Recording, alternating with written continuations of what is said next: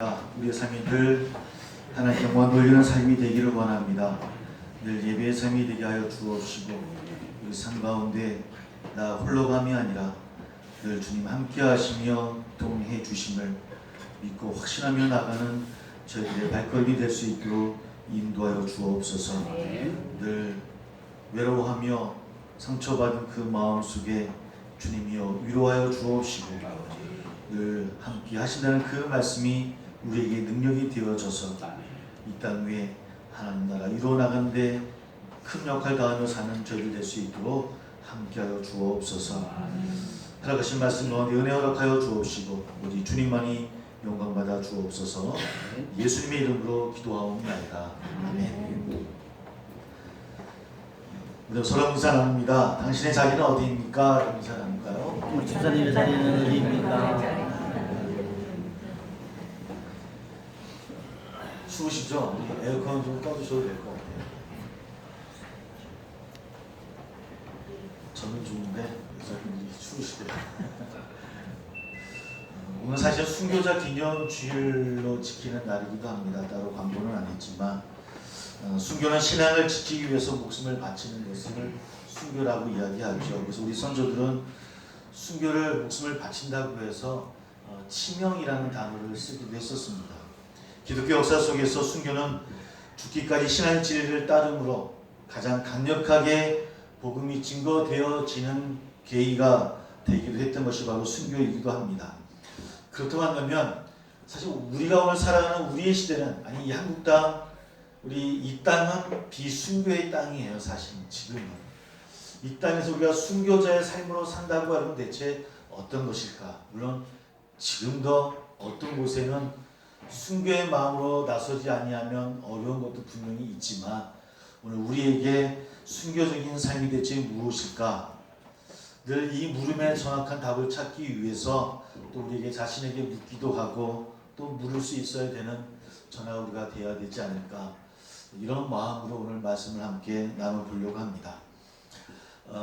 제가 목사이기도 하고 모태신앙이고 어렸을 때 신앙생활을 해서 여러분 보시기에는 평생 늘 신앙생활 잘했을 것이다 라고 생각하지만, 저에게도 젊은 시절 한 3년 가까이를 방황했던 적이 있어요.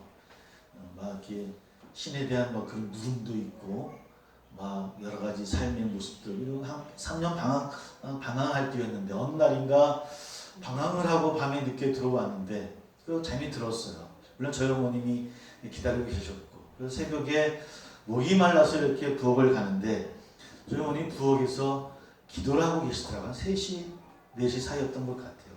근데 그때 기도의 소리 가운데 저의 이름을 부르며 기도하고 있더라고요. 뭐 상거리 하면서 이렇게 기도를 하고 있는데, 저는 그 음성이 아들 거기서 뭐해? 라는 음성으로 들렸어요.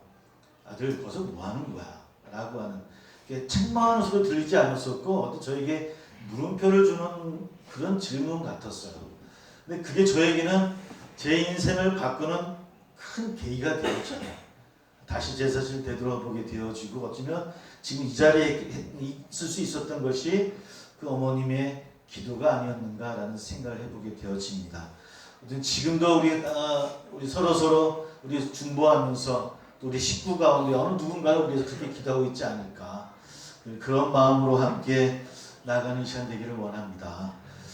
아들 거기서 뭐해? 라는 그런 질문을 들었던 것처럼 우리가 함께 읽었던 성경 가운데도 비슷한 질문을 받는 한 사람을 만나게 되어집니다. 우리는 엘리야를 만나게 되어지는데요. 오늘 본문과 관련해서 시대적 배경을 간단히 살펴보면, 북이스라엘 제7대 왕이자 오므리 왕국의 두 번째 왕인 아합 왕이 통치하던 그런 기간입니다. 아합 하면 생각나는 사람이 누가 있습니까? 원래 엘리야가 생각나겠지만 그의 왕후 이세벨이 생각이 납니다. 아합 왕은 이스라엘 왕들 가운데서 가장 강력한 통치력을 발휘했던 그런 왕입니다. 군사적으로나 경제적으로나 어쩌면 최고의 태평성대를 누리던 때가 아합 왕 때입니다. 그러니까 인간적인 눈으로 봤을 때는 잘 부흥하던 그런 나라, 부강한 나라 때가 바로 이 아합 왕 때입니다. 하지만 아합 왕은 시돈의 왕이요 또 바알의 제사장인 바알의 딸 이세벨을 왕으로 아내로 맡게 되어집니다. 그리고 이스라엘 역사상 가장 심각하게 바알을 숭배했던 그 시대가 바로 아합 왕 때의 시대입니다. 그러니까 가장 우상 숭배가 강력하게 심했던 때가 언제냐 이야기한다고 한다면 바알 왕 때를 이야기를 하면 될 것 같습니다.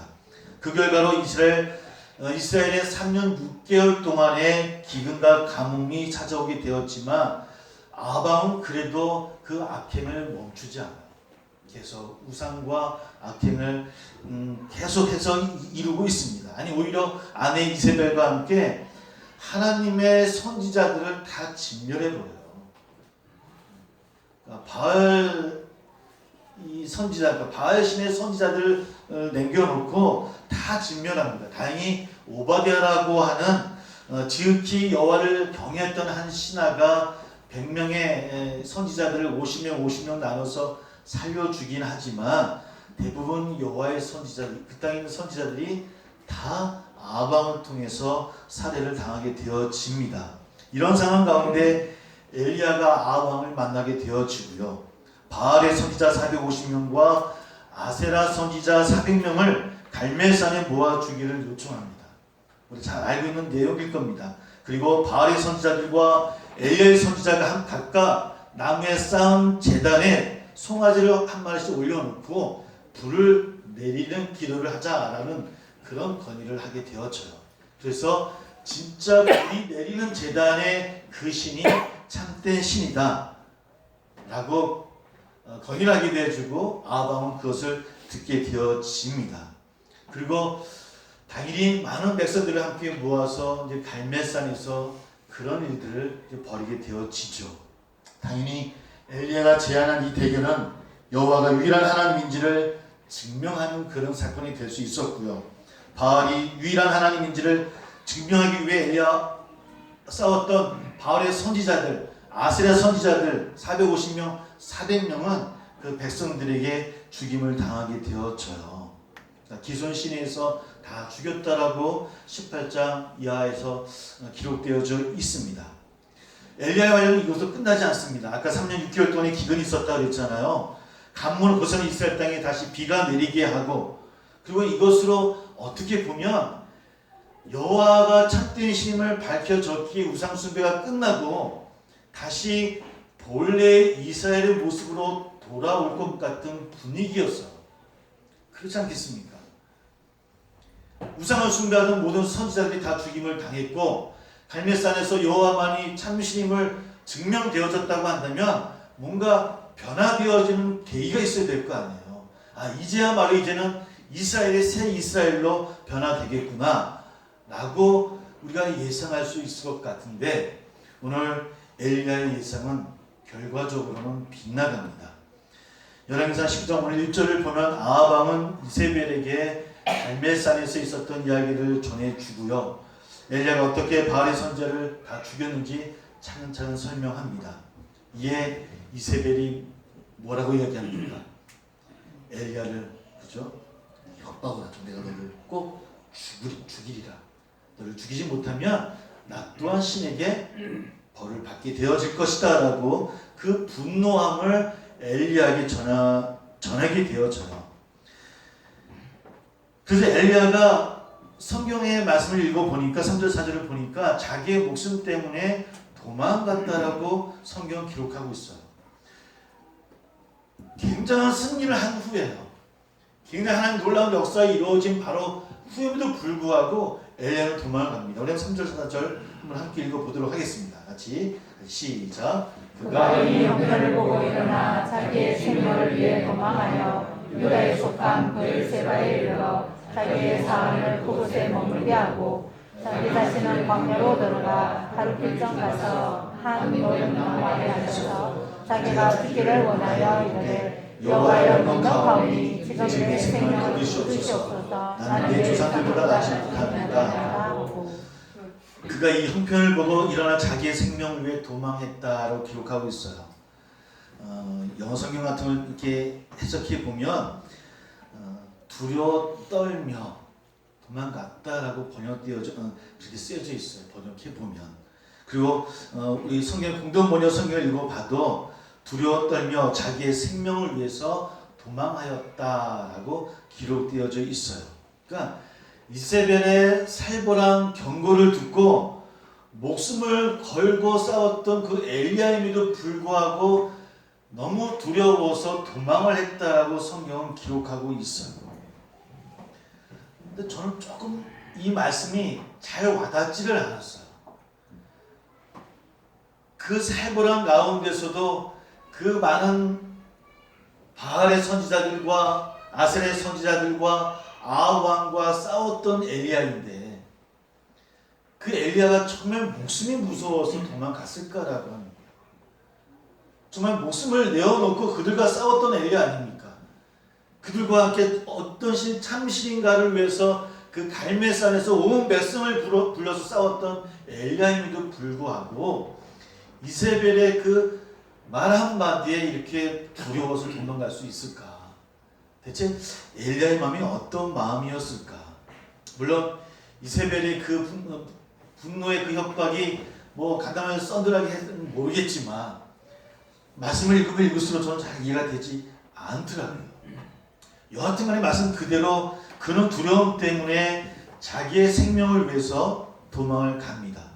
근데 엘리야의 도피는 단순히 살고자 하는 생명에 대한 집착 때문은 아니었을 것 같다라는 생각을 우리 마음속에 한번 가져보면서 말씀을 함께 다시 한번 살펴보도록 할게요. 아합 왕과 백성들 또 바알의 선지자 450명과 아세라 선지자 400명 앞에서 자신의 생명을 걸고 싸웠던 엘리야. 그럼에도 두려워서 도망을 가는 그의 모습 잘 이해가 되지 않죠. 그러나 분명한 팩트는 여하튼 그가 두려워서 도망을 갔다라고 하는 겁니다. 자신의 생명에 집착했든 아니면 어떤 다른 것이 있든 간에 혹자는 엘리야가 유다에 속한 브엘사베에 이르러 자기의 삶을 머물게 하잖아요. 그리고 하루 길을 걸어서 이제 혼자서 광야로 들어가요. 아마 극도의 허탈감이나 극도의 그런 외로움이 그를 휩싸이지 않았겠는가라고 이야기하는 신학자들도 있고 어떤 그런 심리학자들이 이렇게 이야기하기도 합니다. 하루쯤 걸어서 로뎀나무 아래에 앉아서 죽기를 원하며 이렇게 이야기합니다. 여호와여 넉넉하오니 지금 내 생명을 거두시옵소서. 나는 내 조상들보다 낫지 못합니다 라고 이야기합니다. 그렇게 이야기해보면 분명한 것은 지금 엘리야가 승리를 하고 엄청난 기적을 베풀고 또 엄청난 그런 하나님의 역사를 보았음에도 불구하고 그는 분명하게 영적인 탈진 상태에 있는 것은 분명한 것 같아요. 그가 위대한 선지자이기도 하지만 놀라운 하나님의 역사를 이루는 그런 선지자이기도 하지만 그러나 지금 로뎀나무 아래에 있는 엘리야는 영적인 탈진 가운데 있는 그런 엘리야를 우리는 만나게 되어지더랍니다. 엘리야에 대해서 좀 더 깊이 살펴보면 엘리야는 고립 상태를 고집하고 고독감에 빠지고자 한 것이 아니라 어떤 분들은 이렇게 해야 됩니다. 그는 고독감에 스스로 빠진 것이 아니라 독고하고 있는 것이다 라고 이야기를 해요. 고독과 독고라는 단어가 나옵니다. 여호와의 넉넉하오니 내 생명을 거두시옵소서. 나는 내 조상들보다 낫지 못하니이다. 이건 투정이 아니라 어쩌면 그 갈멜산의 사건을 통해서 승리로 이스라엘 우상숭배가 끝났다라고 생각했던, 끝날 것이다라고 생각했던 자신의 어리석음을 하나님 앞에 겸손하게 탄식하는 엘리야의 모습을 만나게 되죠. 저 또한 내 조상들보다 나은 것이 하나도 없습니다. 그런 고백합니다. 그 누구도 이루어내지 못했던 일을 이루었음에도 불구하고 저는 똑같습니다. 저는 세상 사람들과 다른 것이 없습니다라고 겸손의 마음으로 탄식하는 엘리야를 만나게 되어지더라는 겁니다. 고독과 독고, 고독은 텅 비워지는 거잖아요. 그 누구도 없는 것 같은 마음이 고독이에요. 그러나 독고는 그렇지는 않아요. 혼자 가는 길이지만 그러나 독고는 가득 참을 이야기합니다. 오늘 바로 엘리야의 마음은 그런 마음이었던 것 같아요.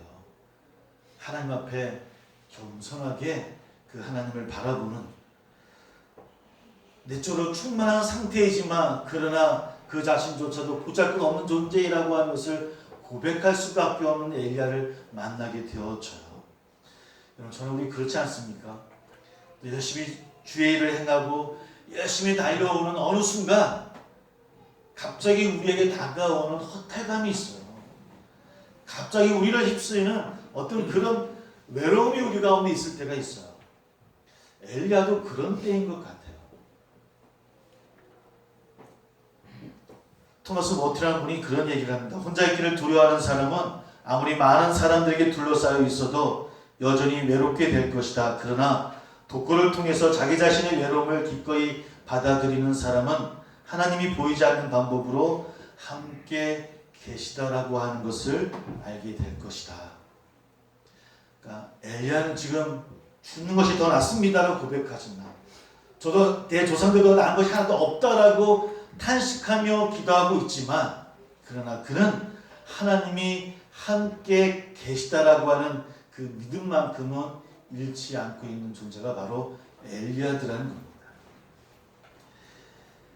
그런 엘리야를 향해서 하나님은 그를 어루만져 주시고요. 그리고 일어나서 준비한 것을 먹으라고 이야기합니다. 일어나 보니 머리맡에 숯불에 구운 떡과 한 병의 물이 있습니다. 엘리야는 떡과 물을 먹고는 또 다시 눕습니다. 그렇게 엘리야는 하나님의 천사가 어루만져 주는 한 번의 터치, 한 번의 식사로는 회복되지 못할 만큼 아마 영적으로나 육체적으로나 지치고 또 지쳐 있었던 것 같아요. 그런데 그런 엘리야를 바라보고 하나님은 그냥 내버려 두시지 아니하셔요. 늘 외롭고 쓰러지는 우리를 향해서 그냥 두시지 아니하시는 하나님이신 것처럼 또 하나님 그를 또 일으켜 세웁니다. 일어나서 먹으라. 네가 갈 길을 다 가지 못할까 하노라. 이 말씀은 엘리야가 두려워서 떨며 도망하였지만, 그러나 엘리야에게는 정해진 목적과 목적지도 없이 단순히 두려워서 도망했던 길이 아니더라는 거예요. 영적인 탈진 상태에 있었지만, 그런 독고 가운데 외로움에 떨고 있었지만 무작정 도망친 것이 아니라 엘리야의 목적지가 있었다라고 하는 것을 우리에게 이야기해 주고 있어요. 일어나 먹으라. 네가 갈 길을 다 가지 못할까 하노라. 8절에 보면 엘리야가 그 일을 떠난 이유와 목적지가 어디인지를 분명해집니다. 이에 일어나 먹고 마시고 그 음식물의 힘을 의지하여 40주 40야를 가서 하나님의 산 어리에 도착됐다고요? 호렙산에 도착됐다라고 이야기합니다. 비록 두려움했던 도피였지만 너무 힘들어서 감당하지 못할 것 같은 마음으로 행하던 그 발걸음이었지만, 그 하나님을 만나고 하나님의 뜻과 계획이 무엇인지를 알고자 했던 것이 어쩌면 엘리야의 궁극적인 목적이었다는 거예요. 그저 목숨이 아까워서 목숨을 피하고자 이세벨의 그 섬뜩한 그 협박을 피하고자 도망했던 것이 아니라 지치고 어려웠던 마음이긴 하지만, 그러나 하나님의 뜻이 어디 있을까? 하나님이 어디로 나를 인도하실까 찾기 위한 그 발걸음이 엘리야의 발걸음이었다라고 하는 겁니다. 그 호렙까지의 그 거리가 보통 한 350km 정도 된다고 합니다. 성인 남성이 좀 쉬면서 갈 수 있으면 한 25일 아니면 갈 수 있는 거리래요. 저도 그걸 걷진 못했지만 오늘 며칠 걸렸다고요? 40주야. 그러니까 아마 엘리야가 그 길을 간 것 가운데서도 또 고민하고 또 쓰러지고 또 탄식하고 또 어려워했던 것 같아요. 우리의 신앙이 여전히 그래요. 하나님께 나아가는 그 길이 우리 모두에 다 똑같이 모르겠지만 어떤 사람에게는 그것이 빙 둘러가야 되는 길이 있는가 하면 어떤 사람은 또 쉬었다 가야 되는 사람도 있고요. 어떤 사람에게는 또 쓰러지고 또 쓰러지면서도 그 길을 가야 되는 신앙이 여전히 있어요. 분명한 것은 엘리야가 그 길을 걸어갔던 것처럼 저나 우리 모두가 그 길을 가는 우리 모두가 되기를 주의 이름으로 소망합니다. 그렇게 그 길을 엘리야는 걸어가요. 40일을 걸어와서 호렙산 도착한 엘리야는 어느 굴에 들어가서 하나님의 나타나심을 기다리면서 머물러 있어요. 그때 하나님 선사가 아닌 여호와의 하나님 말씀이 임하여 이르기를 이렇게 이야기합니다. 엘리야야, 네가 어찌하여 여기 왔느냐? 엘리야야, 네가 어찌하여 여기 왔느냐? 처음에 전례 기도하던 저희 어머니의 그 기도의 목소리가 아들아, 너 대체 거기서 뭐해? 라고 들었던 음성처럼 엘리야는 그렇게 들었을 것 같아요. 엘리야야, 네가 어찌하여 여기 있느냐? 마침 이 물음은 새로운 물음은 아닙니다. 엘리야, 네가 지금 이러고 있을 때야 네가 왜 그러고 있어? 라고 책망하는 말씀도 아닙니다. 그저 그와 함께 동행하셨던 하나님의 위로의 말씀이시고요. 그에게는 능력의 말씀이 되지 않았을까? 그때 엘리야는 고백합니다. 내가 만군의 하나님 여호와께 열심히 유별하오니 이는 이스라엘 자손이 주의 언약을 버리고 주의 제단을 헐며 칼로 주의 선지자들을 죽였음이오며 오직 나만 남았거늘 그들이 내 생명을 찾아 빼앗으려 하나이다. 열심히 유별하오니 할 때 열심과 유별한 단어가 히브리어 카나라는 단어에서 온 그런 단어들입니다. 질투하다라는 단어거든요. 그러니까 하나님께서 이스라엘 백성들의 그런 잘못된 길을 걸어가시는 것을 질투하셨다고 하는 거예요. 질투하더니 우상 숭배를 이루는 그 이스라엘 백성들의 모습 너무 마음이 아픕니다. 어떻게 했으면 좋겠습니까? 내가 행할 것 다 했음에도 불구하고 그들이 돌아오지 않습니다라고 엘리야가 하나님께 이야기하고 있는 거예요. 지금 나는 하나님의 그 마음을 알고 있었고 그 마음대로 행했고 그 마음을 따라서 열심히 했습니다. 근데 저는 지금 이 자리에 이 모습, 이 모양으로 하나님 앞에 섰어요 라고 하는 엘리야의 탄식이에요. 내가 그토록 열심히 주의 일을 행하고 있는데요. 내가 그토록 주의 성수를 하고 말씀 가운데 살고 노력했는데 나는 왜 이 자리에 있습니까? 라고 이야기하는 저희들의 기도와 일맥상통한 기도의 제목이에요. 대체 어디 계시는 것입니까? 라고 물어요. 그것이 엘리야의 음성이었고 우리의 음성이에요. 그때 주님이 여러 가지 모습을 보여주셔요. 바람도 여러 가지 막 보여주시죠. 자, 네가 나와서 나를 보거라 라고 이야기하는데 여러 가지 이변을 보여주심도 불구하고 엘리야가 하나님을 봤다고 기록했습니까? 못 봤다고 기록되어 있습니까? 못 봐요. 여러 폭풍우가 바람이 여러 가지 이적의 모습이 있음에도 불구하고 엘리야가 하나님을 못 봐요. 그런 가운데 뭐가 들렸다고요? 세미한 음성을 들어요.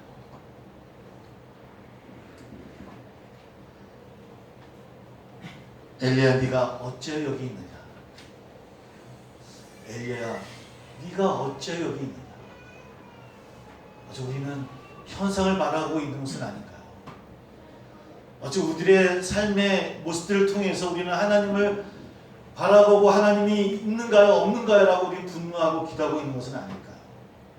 그러나 하나님은 그런 보이는 현상 속이 아니라 우리 마음속에 들려주시는 그 세미한 음성으로 우리에게 말씀하고 있는 거예요. 엘리야야, 엘리야야, 네가 지금 어찌하여 여기 있느냐? 너 대체 뭐 하는 거야?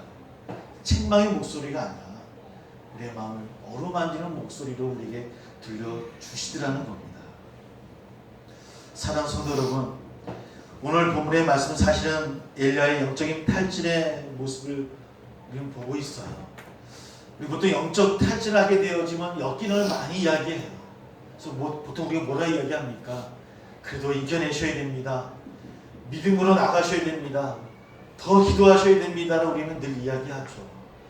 인내하셔야 된다라고 이야기하죠.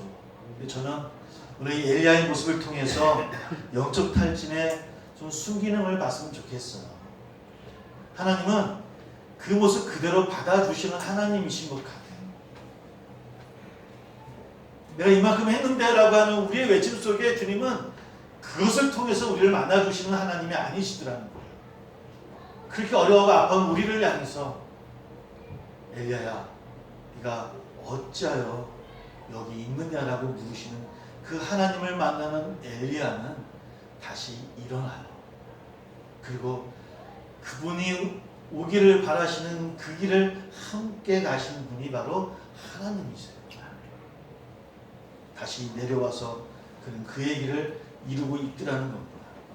15절 보니까 여호와께서 그에게 이르시되 너는 네 길을 돌이켜 광야를 통하여 다메섹에 가서 이르거든 하사엘에 기름을 부어 아람의 왕이 되게 하고.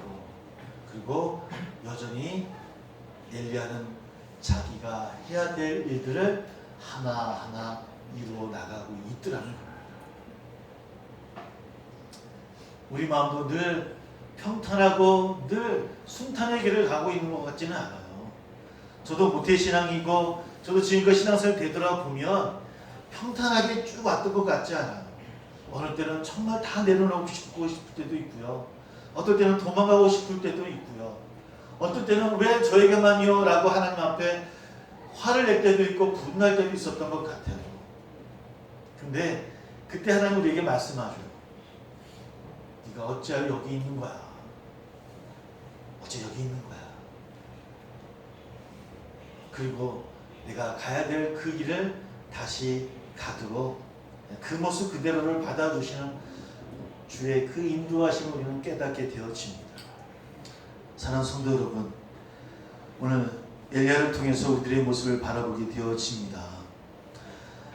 어쩌면 40일 동안 일어서 넘어서기를 반복하면서 하나님의 산 호렙을 향해 걸어가면서 하나님을 찾는 갈망, 또 전혀 들리지 않았던 그 세미한 음성이 그의 보이는 현상 속에 있었던 것이 아니라 나를 알아주시는 그 하나님의 그 마음 가운데 들렸던 소리인 것처럼 오늘 그 주의 음성을 듣는 저와 여러분 되기를 주의 이름으로 소망합니다.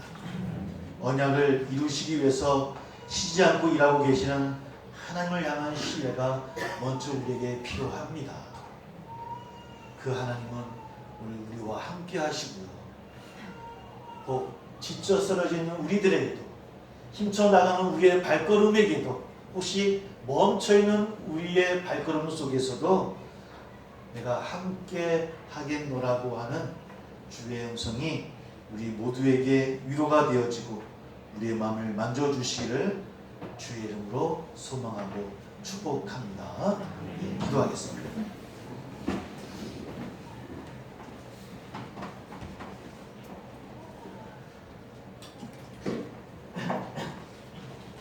우리 함께 기도합니다. 오늘 엘리야를 만납니다. 엘리야가 갈멜산에서 사건을 통해서 또 하나님의 기적의 역사를 통해서 모든 것이 변화되어지고 잘 될 것이라 생각했던 자신의 연약함을 통해서 그는 홀로 독고의 길을 걸어갑니다.